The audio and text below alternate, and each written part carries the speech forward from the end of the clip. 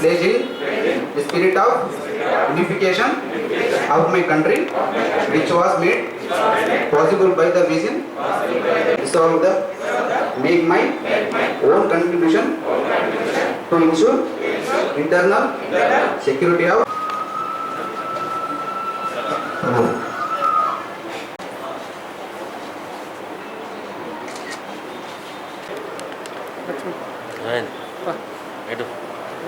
పౌర్ణమి శుభతిథిని పురస్కరించుకుని ఆదికవి శ్రీ వాల్మీకి గారి జయంతిని పురస్కరించుకుని ఈరోజు అఫీషియల్గా అధికారికంగా కూడా మున్సిపల్ కార్యాలయంలో స్మరించడం జరిగింది.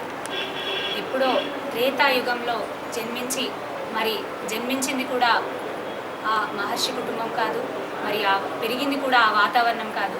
ఎక్కడో బోయవాడి దగ్గర పెరిగి బోయవాడిగా ఉంటూ దొంగతనాలు చేస్తూ ఉన్నా కూడా మరి నారద మహర్షి ఒక మాటల వలన వారి హితబోధ వలన మారి మరి అనేక సంవత్సరాలు తపస్సును ఆచరించి ఒక సప్తర్షుల ఒక జ్ఞానంతో ఎంతో జ్ఞానాన్ని సంపాదించి మరి మన అందరికీ కూడా పూజనీయమైనటువంటి హిందూ పూజనీయమైనటువంటి మహాగ్రంథం రామాయణాన్ని రచించినటువంటి మహాకవి, మరి సంస్కృతంలో మొట్టమొదటిసారిగా శ్లోకాన్ని ఆవిష్కరించినటువంటి ఆది కవి శ్రీ వాల్మీకి మహర్షి గారి జన్మదినం ఈరోజు ఆశ్వయుజ పౌర్ణమి రోజు ప్రతి ఏడాది కూడా మనం నిర్వహించుకుంటున్నాము. మరి అఫీషియల్గా కూడా ప్రతి ఏడాది కూడా ఇది మరి మన స్టేట్ అంతా కూడా సెలబ్రేట్ చేసుకుంటున్నాము.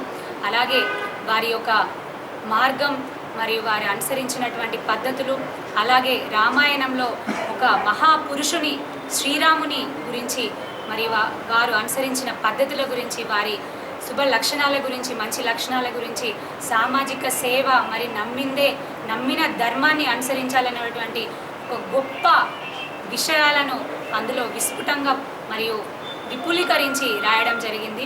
మరి ఒకసారి వారి జన్మదినం సందర్భంగా, వారి జయంతి సందర్భంగా మహాపురుషుడు శ్రీరాముని స్మరించుకుంటూ మరి అది రచించినటువంటి ఆదికవి శ్రీ వాల్మీకి మహర్షిని స్మరించుకుంటూ మరి ఈనాటి తరాలు మరి కొంతమందికి అయితే రామాయణం అంటే ఏంటో తెలియని పరిస్థితి ఉంది. మరి ఈ సందర్భంగా మరి రామాయణం, మహాభారతం మరి పెద్దలందరూ కూడా చిన్ననాటి నుండి చిన్నపిల్లలందరికీ కూడా మరి అదొకటి మన మహర్షులు ఎవరు, మరి మన గ్రంథాలేంటి, రామాయణ మహాభారతాలు గ్రంథాలేంటి అని ప్రతి ఒక్క పిల్లలకి కూడా పరిచయం చేయాల్సిన అవసరం ఉంది. దగ్గరుండి వారితో చదివించవలసిన అవసరం ఉంది. మన కవులు, మన సాంప్రదాయాల గురించి కూడా చెప్పవలసిన అవసరం ఉందని తెలియజేసుకుంటూ వారి స్మరణలో ఈరోజు మరి అందరి పక్షాన కూడా వారికి నివాళులు అర్పిస్తున్నాము. జై తెలంగాణ.